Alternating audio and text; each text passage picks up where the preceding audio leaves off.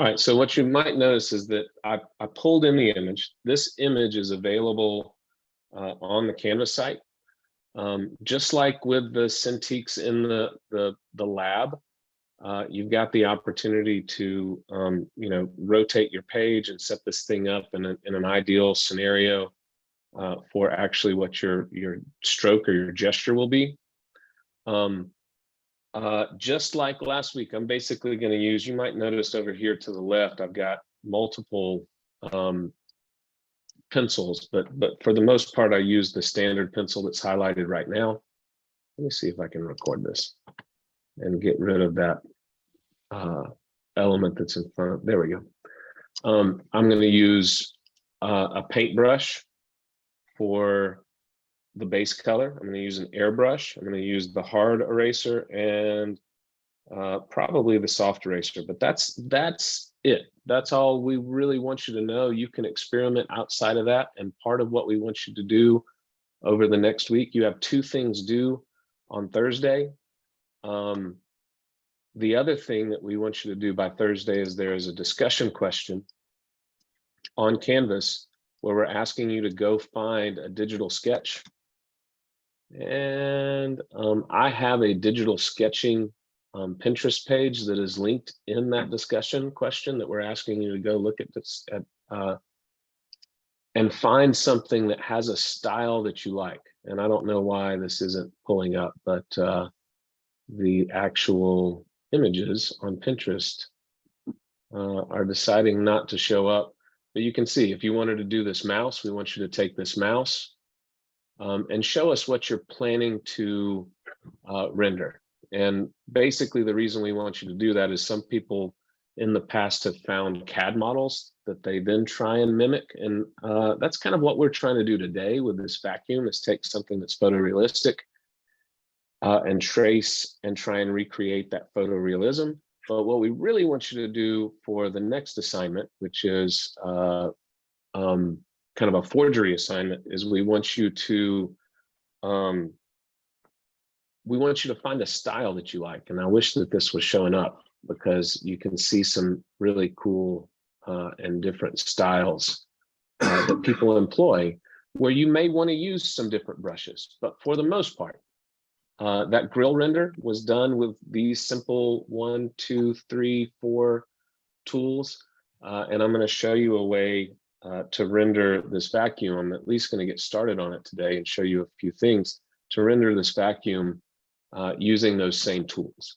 So let's get started. So one of the major things that we want to talk about, let's see if I can maximize this, is just the difference, and you probably recognized it last week, in the tactile feel of drawing with a plastic pen tip versus on glass versus drawing with a pen or a pencil on paper.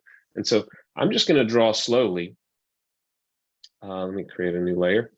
I'm just going to draw slowly, and I want you to notice kind of the lack of quality that that gesture, that stroke has, right? So it picked up on every subtle waver that my hand had.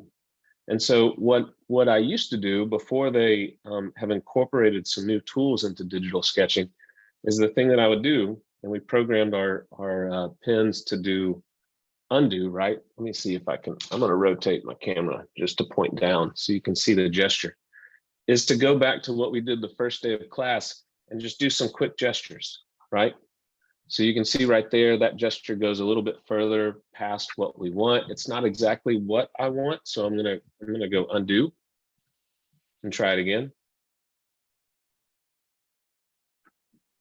And what I would say, at least for this exercise, I'm more interested in getting one of these crisp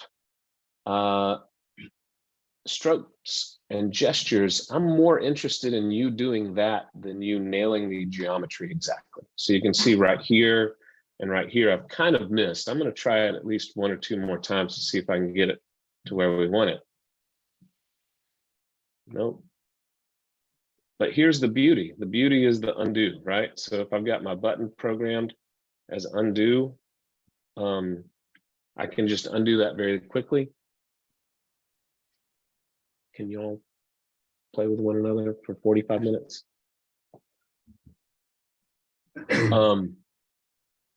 Or the alternative option is this tool up top. So if you look at what I just highlighted, that little S curve, this tool on the Cintiq in the computer lab is kind of, this is a combination of the two tools, the predictive stroke and the smooth stroke.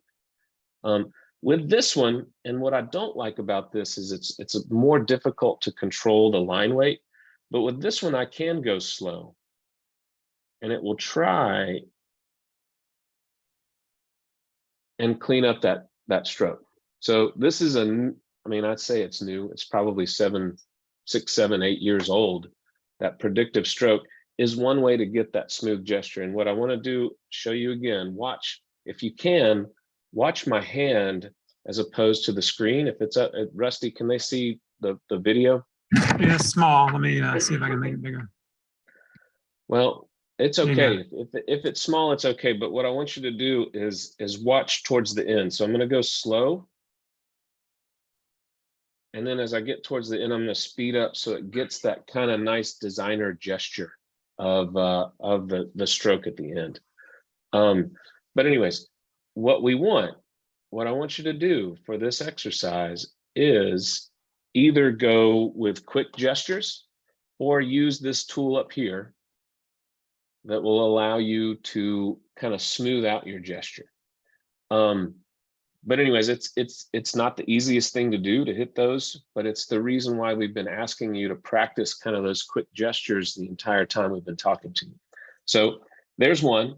Now let me go to a different one. I'm going to go ahead and create a new layer. If you look over to the right, you'll see new layers. I'm going to create a new layer specifically for this, and you'll notice I'm rotating this around so that I can get a good angle to draw this line right here. I'm gonna do this line or that edge. And the reason I created a new layer here is that I'm actually going to, one of the bigger challenges is that we have these two lines, that line I just drew and this line right here, which are almost perfect offsets of one another. And rather than try and draw those two lines, like if I try and draw this line, especially with a quick gesture, well, that didn't turn out too bad. If I try and draw those, sometimes it's not the easiest thing to draw these lines that are, perfect offsets from one another. So I'm actually going to grab that layer over here to the right, and I'm going to go to duplicate. And then I'm going to go to this move tool, which allows me to move that stroke and kind of play with it. And it's on a completely different layer. So what I can do now is I can come in and I can erase what I don't need there towards the end. Does that make sense to everybody? And basically, I'm just going to work towards trying to create some really nice line work through here. There, I didn't have my smoothing on, and you can see, just look at the character of that stroke. That's not what we want. We want something that's smooth. So I either need to do it quickly without that tool, which I just did, or I need to turn that tool on, that smoothing tool, and I can go a little bit slower.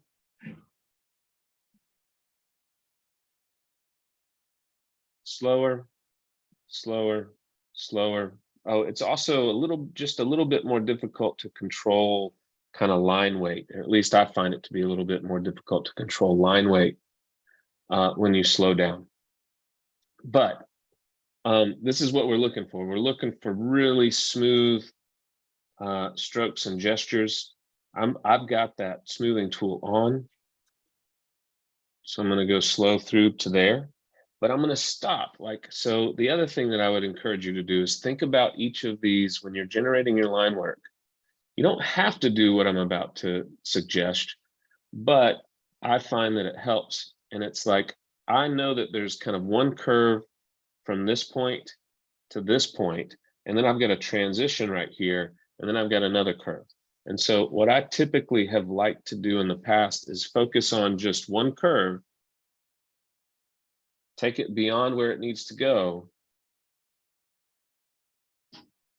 address the next larger curve, which I'm actually going to flip it back around because there's a kind of a what we would call a frown right now there, and then add in kind of that transition. So long strokes that go past where I need, and then work in fillets or transitions in this curve. In this case, it's kind of just a little reverse curve. And I think, I mean, just personally, the character of that is a lot better than if I was quite simply just going to start here,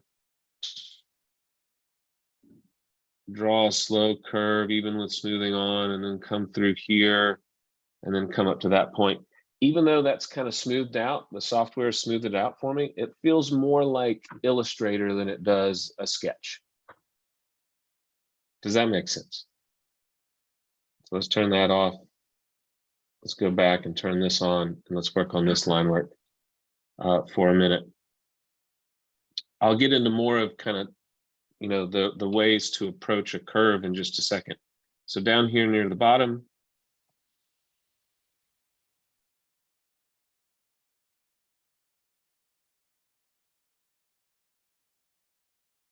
that feels okay.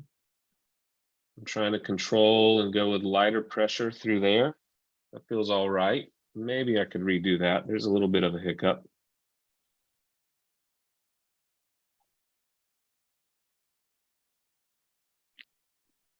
Even this, I would say, once the rendering comes in, is somewhat acceptable, but I'm going to try and get it a little bit closer.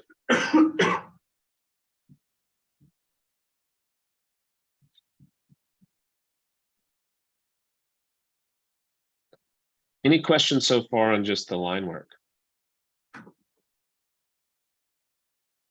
got a question, Jared. Yes. So I've got the predictive stroke on, and it seems that if I move my pencil, whatever this thing is, faster, it wants to straighten out my line into a straight line. Yeah, and so you can adjust that level, the level of predictive stroke here. Yeah. I find that in the middle, it's fine, but yeah, you're right. If you do something that's kind of straight, it's going to try and figure that out. It also may even jump to horizontal and vertical if you're close to horizontal and vertical. Yeah. So just take the level of the predictive stroke down. You're saying. Yeah, or go a little slower. Slower. Okay. So here's where I just like to see a little bit of that. A little bit of that. It's going a little bit further than where it needs to go, and I'm gonna add the fillet in afterwards.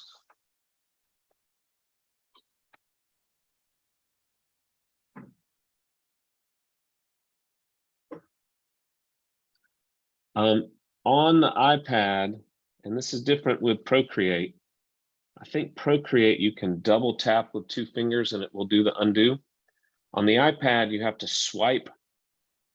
With 3 fingers, you can swipe left and it will do an undo, which I find to be somewhat cumbersome.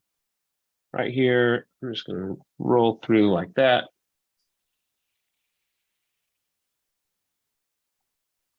Here's where I almost wish that I had created a new layer for this line so that I could copy and paste it or duplicate that layer to get a nice offset.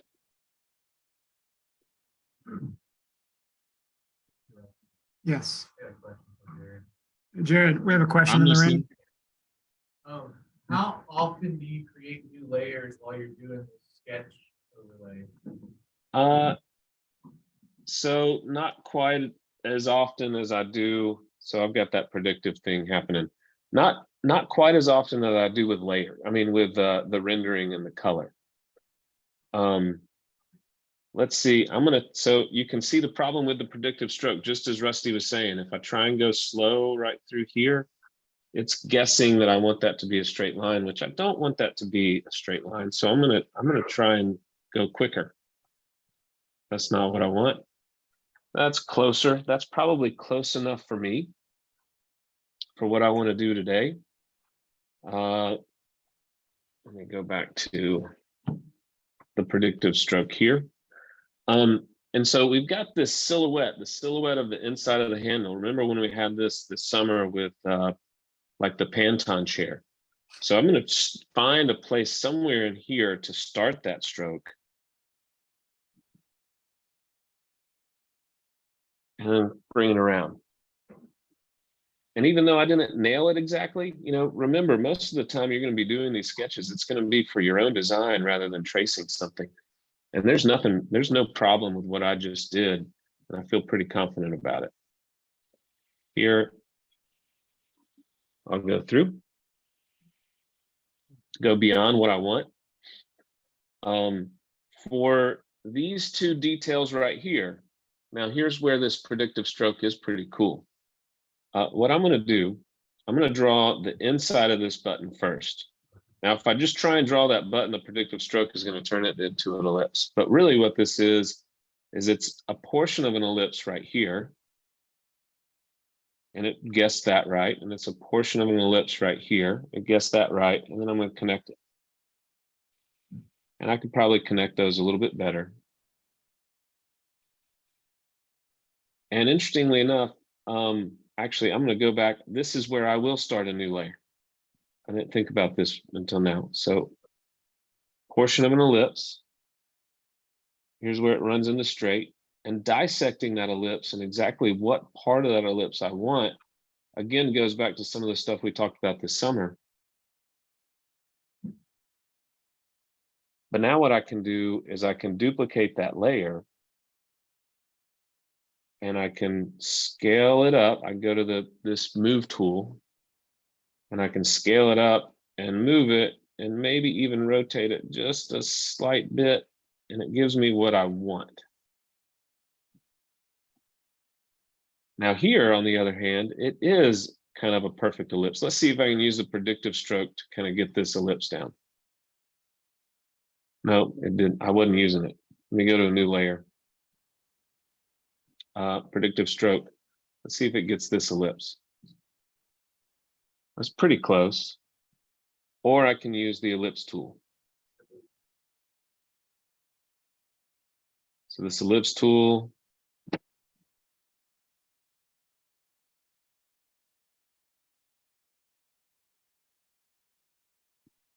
It would be better if I actually drew the minor axis in first.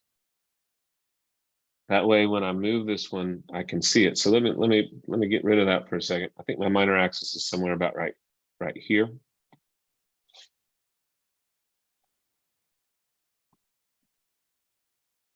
Not quite there. About right there. And now I can put my ellipse in there. One of the cool things about this feature is I can actually adjust the pressure that I'm using on that ellipse as I go around, right? So if now I hide that ellipse tool for just a second, you can see the different pressure that we've got. And let me duplicate this layer. Go back to the move tool. I can move and scale, and I can move that detail in right there. And I actually don't like that. I don't like how dark that is right here. I don't like how dark it is back here. So instead of using the duplicate tool on this one, I'm just going to delete that layer. I'm going to go back to just my ellipse template and really begin to play around with how light that stroke should be. Right, so let's just look at this right now before I do anything else. At this point, I feel like I can merge down. So there's this merge down tool. I'm going to merge down the layer that I'm on currently. I'm going to merge those two down. I'm gonna merge this down with the earlier one, and then I guess I can merge down 2 more just to control this thing. Here's the line work I did earlier. I'm just gonna delete that. What is this one? Oh, I can delete that too. And so if I hide my vacuum, I've got pretty nice line work going on.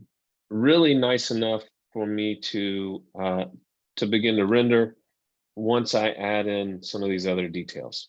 So I'm just going to go ahead, when in doubt, add another layer. I'm going to add some of these part lines that are in here. I'm going to try and do it the old school way without my smoothing.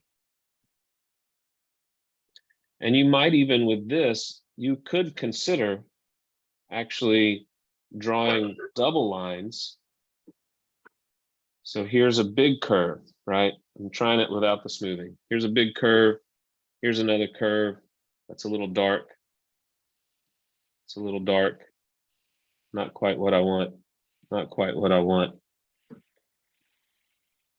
And then I'll add the fillet or the transition in last, trying to maintain similar pressure across this whole thing. This starts to disappear out here. I've found where some of my drawings, I end up with something that I don't like digitally. It's that those fillets end up being a little bit heavier line work than the rest. Okay, I'm going predictive stroke here. A little bit heavier than the long gestures. So I've got predictive stroke on. Just gonna roll this up.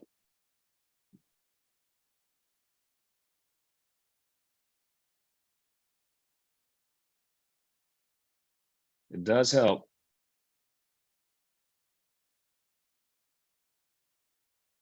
Here it's trying to guess that straight line, which this might be a straight line.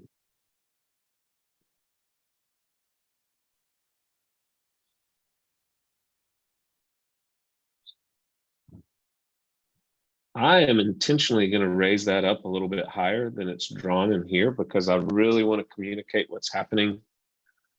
I'm going to go real light, as little pressure as I can across like this to show that detail. And in fact, even though it's not on my drawing, I'm going to add another layer and I'm going to try and draw just a contour line, kind of a contour section line right here. Show what's happening with this button.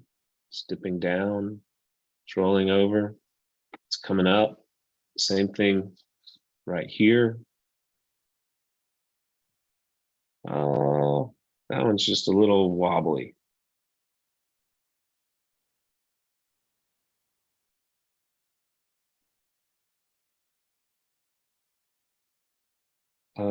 Something looks kind of funky right there. I think that minor axis was throwing me off a little bit as far as where this needs to go. I think it needs to go there. And then here's something, if you remember the Rubik's Cube from the summer, I'm actually, this section line, I'm going to use it as a communication tool. I'm going to throw in just that little detail right there that shows that there's 2 different parts coming together. I guess there's also this.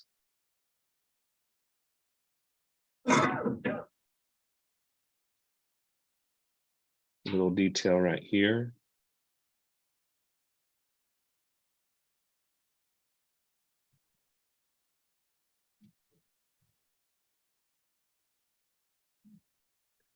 And then that's just a long line from down here to there. And I'll show that dips in and this steps up. Those gestures could be a little bit quicker and smoother. And then that out to the end. And there's one other line that really comes through here, and I should do it with very minimal line weight. And it's that. Let's see if I can do it in a way that's not.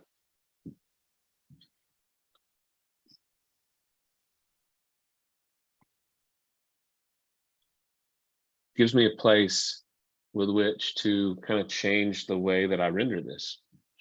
Okay, lastly, I do want you to do the stand. I just don't want to do it in class today, but apply these same techniques to the stand down here. Here's where the predictive stroke is really nice. So I'm going to bump that back up to 3.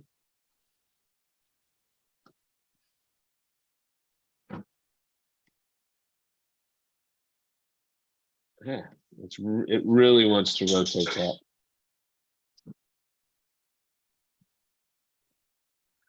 Where that predictive stroke is not the greatest is that I actually want this thing to be darker right through here, which I guess that worked out all right. Let me do this. Here's one of the things that digital sketching can be very advantageous. So I'm going to draw that slowly. Hopefully it'll snap to an ellipse. I'm going to add a darker line weight right out here and a dark line weight to an ellipse on the inside right there. If I duplicate this layer now, and I go back to my move tool, look what I can do. I can kind of take, this isn't going to work in every scenario, but I can probably get a majority of these little ellipses without necessarily redrawing that. This works a little bit better when you get into the render side of things. But I can just grab those. This is a little bit easier when you're working on a computer.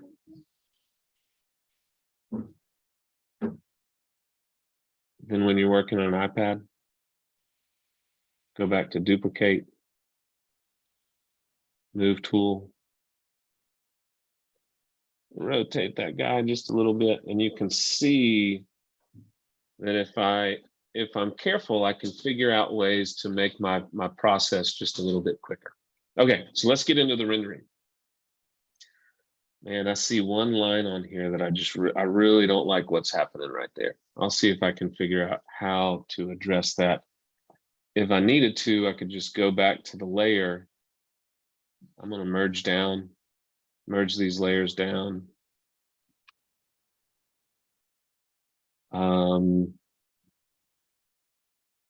I can go back to this layer. I could erase that, but I'm just not excited about erasing that. But man, that's a real kind of pivotal key part of this product that I do want to fix that, unfortunately. So I'm going to go to my eraser, knock down the size of the eraser. I guess I'll try and stop right here.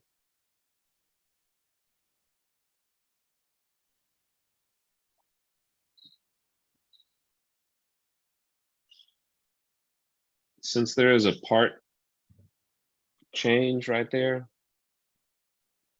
I think it's going to be all right. Okay, I like that much better. All right, so just going back to the principles we learned last week, I'm going to create a new layer below the line work layer. And I'm going to, at this point, I'm actually going to make this full opacity, and I'm going to duplicate that layer. And the reason I'm going to do that is that one of these I'm going to use kind of to see what's happening, knock the opacity down, and then the other one I'm just going to turn on and off so that I can color pick the colors that are happening in there.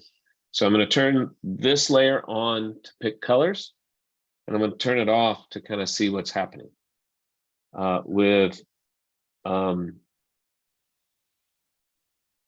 just as a reference. So turn it on, go to my color, which if you are on, dang it, I'm running out of juice. Something's running out of juice. My Mac is running out of juice. That's not good.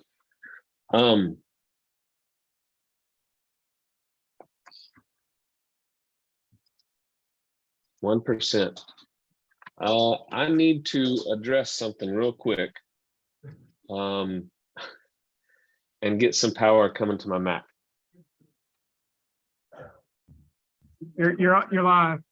Okay, can you hear me? Yeah. All right. All right, listen up. All right. So when we start to think about how to render this, I've got my line work layer, which I can turn on and off. I've got a layer below that, which will be kind of my first base color layer. As I mentioned earlier, I have kind of a full opacity vacuum, and I've got one that's just there for reference. On that full opacity vacuum, I'm going to turn it on for a second.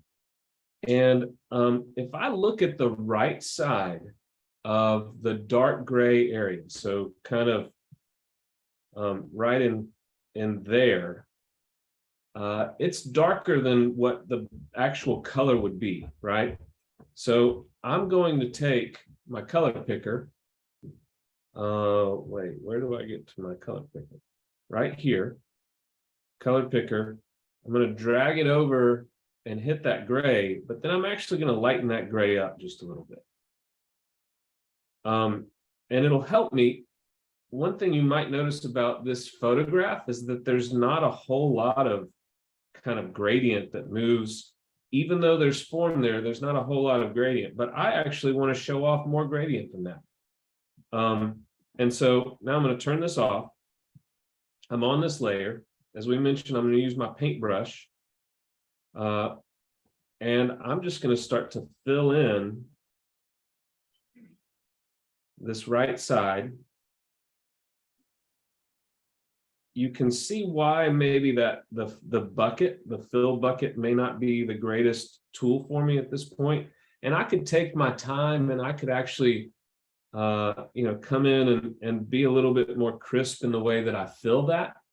But I prefer to go outside the lines and then come back in, even though it takes a little bit more time, come back in and erase what I don't want. But it's kind of 6 one, half dozen the other, what you prefer. And you'll also notice I'm going to try and be really crisp with and smooth with that eraser.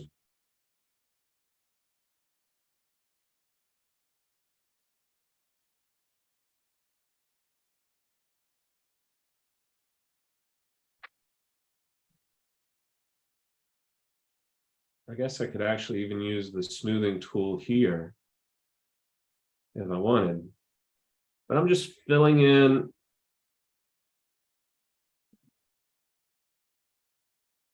that entire surface. I could actually, now that I think about it, I probably could have filled in the rest of the dark gray. So this surface that I'm actually erasing right now, I could have used that same base color, but I'm going to come back and do that later, because I really feel like just rendering this single surface before I move on to anything else.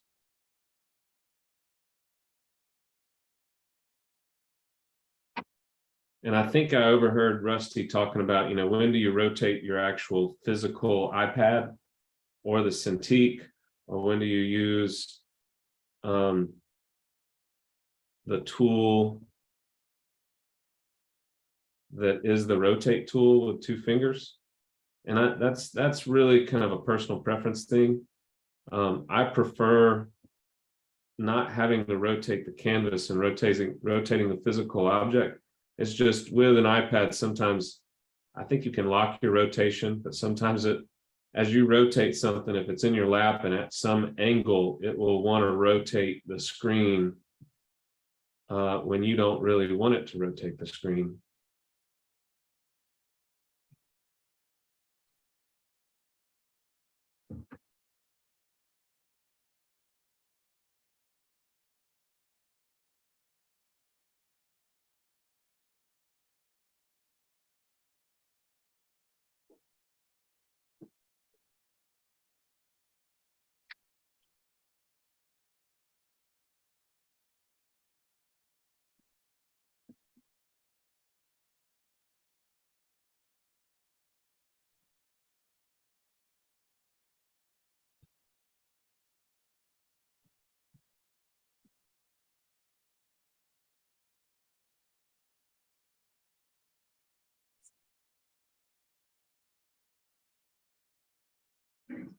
You know what? I've never really used this smoothing thing with an eraser before, so let's try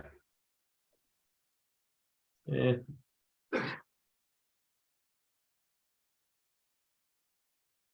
It helped there other than the end. I have another question for you, Jared. Yes, sir. The eraser, the standard eraser that's at least in Sketchbook, it's like only a soft eraser. I can't seem to harden it. So I'm going back to this legacy eraser, which is like a hard tip, hard eraser. Is there a way to change the eraser settings? You can double click, you can tap the eraser. Settings, this is the settings. I bet somewhere in here, where's the brush library? If you go to library to the left of settings, then you can kind of go back to the legacy eraser or the other legacy tools, which is what I've been doing. I didn't know there's another way. Oh, right here. Yeah. There's probably like this one, look, the traditional looks like it's pretty interesting. I like to use, so here's the hard eraser typically has been just fine for what I really want to do other than when I'm rendering. And then you can use the soft eraser. And you can kind of adjust just how soft it is and obviously the size as well. That would be more for if you've put some shadow or highlight in an area, but you want to kind of blend it out. At least that's the way that I use the soft eraser. So there are different eraser tools that will give you different settings in the library that give you more advanced settings. But again, kind of from a foundational perspective, getting that hard eraser and spending a little bit more time than I am right now. I'm just constrained by our class time and screaming children. That I want to just get to the point where I'm looking at that surface. So I've just broken that singular surface down, right? And I maybe want to clean this up. It's actually not the right material up here. There's a part break.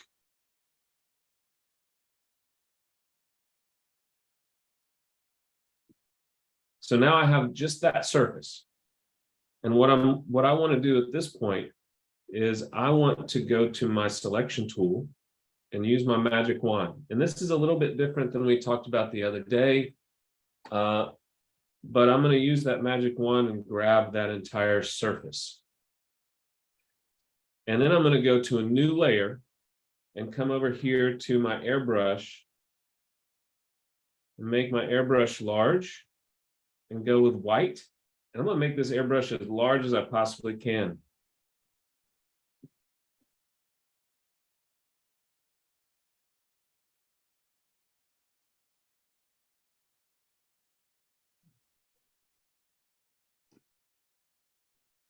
And so I've got that airbrush selected. And it's a little bit difficult. I really wish I could make my airbrush larger. You can see how large it is. I wish I could make it larger, but I'm just going to run across the top of that surface just a little bit to give it some value change. And then I'm going to go to black. And this is probably a point where I might want to add another layer, but I think it's probably okay that I don't. And I'm going to run across right across the middle where it gets almost where I drew those 4 vent holes. And that's not a lot of value change, but you would just be amazed that just helps the reader see what's happening with that surface. And so what I want to point out there, if we just get rid of this, you can see that value change there. That's just black on top of a really dark gray. And then there's white, which obviously when I hide it, you can't see the white. But all I'm using is black and white to change the value.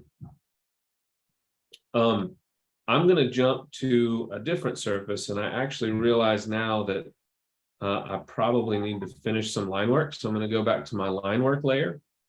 I'm going to go back to my pencil. I'm going to add, actually, I'll add a layer on top of that line work. I'm going to unhide this, and I need to add this line back here. And I need to deselect. Yes. Hello. I want to use my smoothing and let that blend out. And I'll even kind of come in right here and add just a little bit more.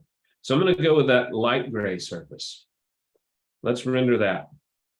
I'm going to merge this down. I still only have one line work layer. I need you to go play something else. Okay.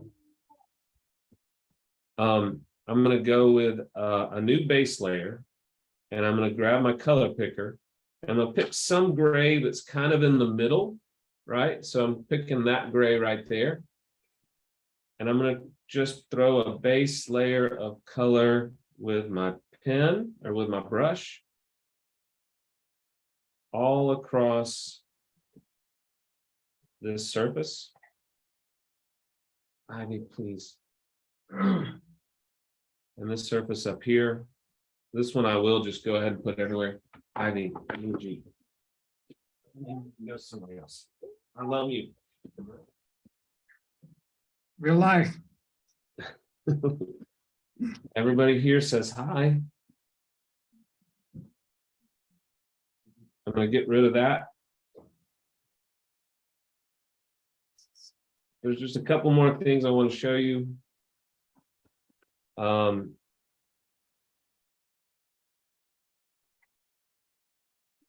Yes, ma'am. No, you can't right now. Hey, I apologize for this, everybody. Hopefully it's still a good lesson. It's good. Minus the unprofessional nature.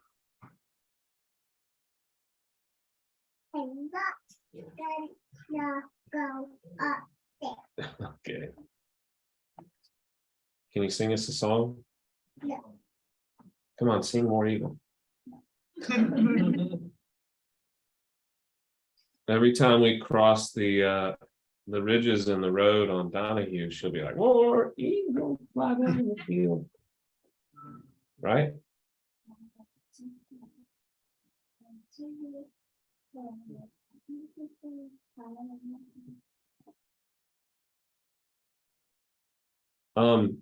So one thing that I'll say here, if you make sure, like you could approach this almost like it's a vector drawing in Illustrator, and you could be way more careful with how you fill in this surface as opposed to the way that I like to do it, which is come back in and erase. And you might not do this eraser thing, or you could use that paint bucket. If you make sure that your line work is all closed. The paint bucket, however, sometimes just leaves a little white halo or an unselected or unfilled halo around your surface, which I just, again, I'm an old dog. This is how I learned to do it 16, 17 years ago. So now I've got those two surfaces. I'm going to go to my selection tool, magic wand. I'm going to select this top one. There's this plus sign right here. So I'm going to select that next one and then go to my airbrush. I'm going to start a new layer and go to white, just 100% white. I'm going to go back to my reference image real quick, unhide that. Hide that. It's really, really, really white. And then it gets dark on the side. So I want to try and mimic that. So with this airbrush, I want the size to be fairly large. I'm only going to be drawing where I selected. I need to be on a new layer. And I can run that airbrush just on that top surface. And here's where it starts to sing. If I come back up here, grab my hard eraser, even though there's a little bit of a gradient there, I'd want to erase this.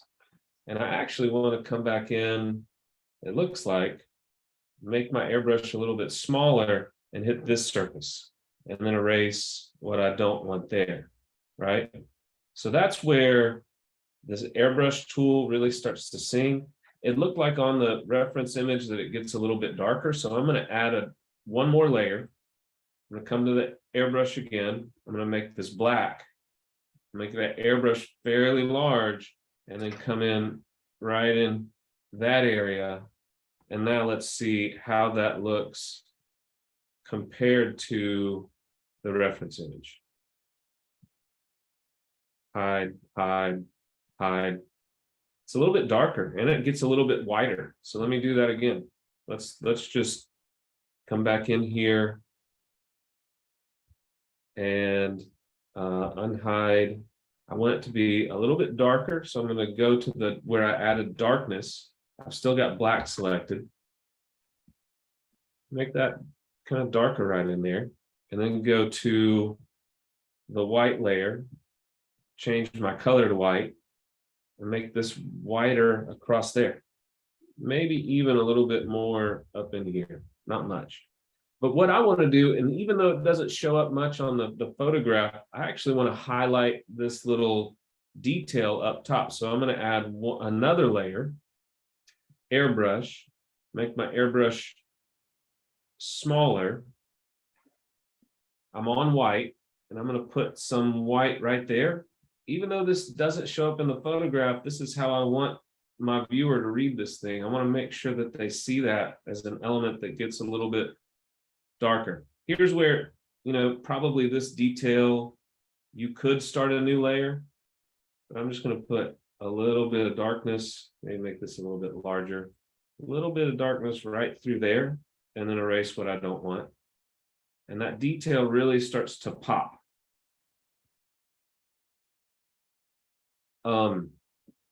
Okay, so the last thing that I want to point out today, well, no, let me do two other things. So let's render, and I'm gonna do this in a completely different color just to show you where the opportunity is. So I'm gonna go this red. I'm gonna add another layer.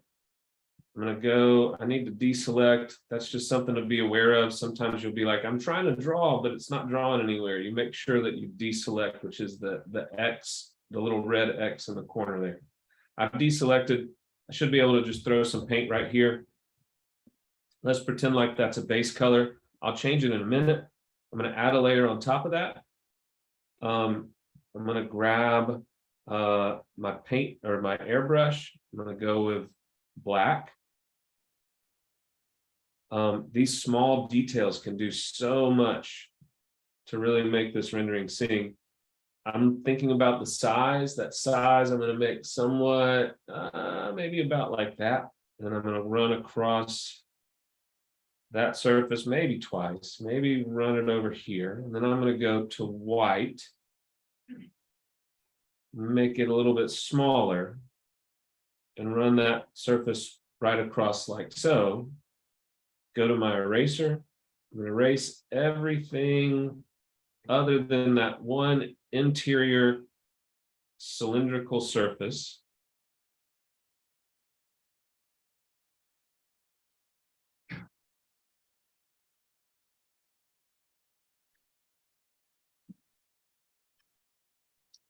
And you see how that starts to read like an interior surface. That white may be a little strong, so I'm going to knock the opacity down just a little bit. And this is as if I'm drawing on a red surface, or there's a red interior surface. I'm going to add one more layer. I'm going to come with my paintbrush. I'm going to go with something that's pretty close to black. Whoops. And I'm just going to fill in this area right here. You can see that blue hue, that warm hue that's coming through. I'm not overly concerned with it right now. And I'm going to erase what I don't want there. Now notice I've got two layers. If you look over to the side, I've got the layer that's like what is essentially the shadow and the interior of this product. And then I've got the inside cylindrical surface, which now I'm going to bump back up just a little bit, that opacity. I'm going to merge those two layers together, merge down, and then I'm going to duplicate that layer. And now I can take that and do the same thing we did earlier, rotate, move, and that's just a lot quicker than having to redo that rendering. However many times we've got this detail on the side.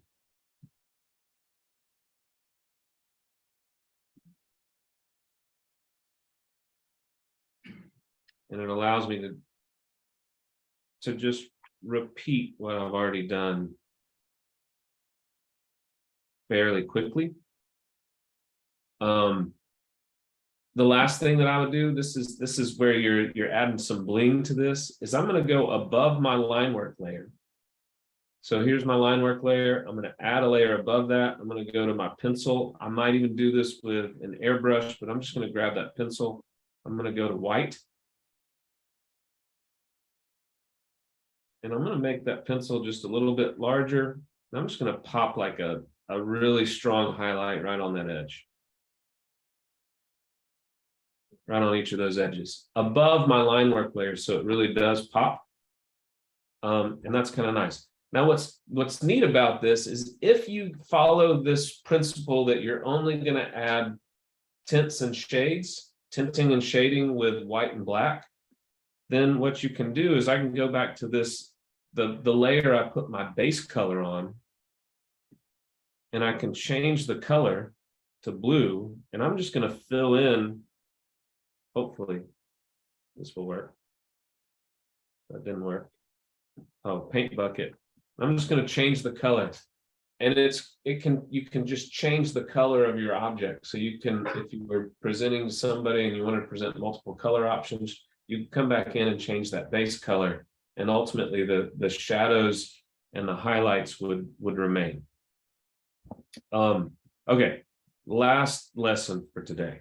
I'm going to look at this for a second. I'm going to add a new line work layer. And I don't exactly know what's happening underneath this translucent plastic here.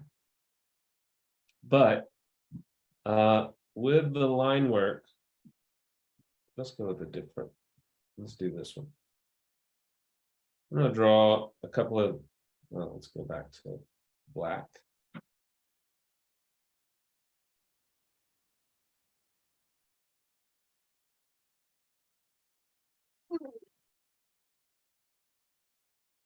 There's some kind of weird cavities happening under here. It's really not all that important. It's just, I know that there's some detail in there. And what I really want to show off with my concept is that this piece is translucent. So I've sketched what's up under there. I'm going to add some rendering to this element. I'm going to pull that back down. I'm on a layer below my line work. I am just going to, I can probably do this with black and, oh, we're way past time, aren't we? No, we are. We're past time. Let me show you super quick. Sorry. So I'm just I am going to fill that in. I'm going to fill this in. I'm basically going to render what's up underneath my translucent plastic. And you can see where hopefully you can see where I'm headed with this.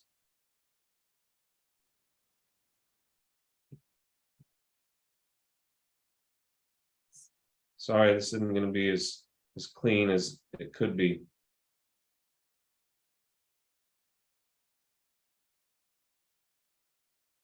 And then what I'll do is I'll render this surface, this red surface. Let's just use this red for now. I'll go back to my paintbrush. I've created a new layer on top of that. I'll render this surface the same way we've rendered all these other surfaces. And then all I'll do is knock the opacity down for that base layer.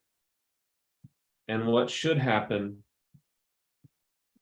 is that rendered surface, I won't do it with the highlight, just the base layer, I'll knock down that rendered surface, and all of a sudden it'll look like translucent plastic. And we'll apply maybe around the edges, you can show some material thickness like we did with our tea kettles. But ultimately that's the last kind of thing that I wanted to get across to you today. So take it surface by surface or part by part. Use just black and white as your shade and highlight. With your line work, crisp. And then lastly, use as few kind of gestures to apply your highlight and your shadow as you possibly can. Are there any questions? No? Is anybody there? We're here. We're all here. We can do more. So also note that by Thursday, we want you to find something that you're going to forge, like a style, a designer that's done a digital sketch, and post it on the discussion page. I think it's worth like 20 points.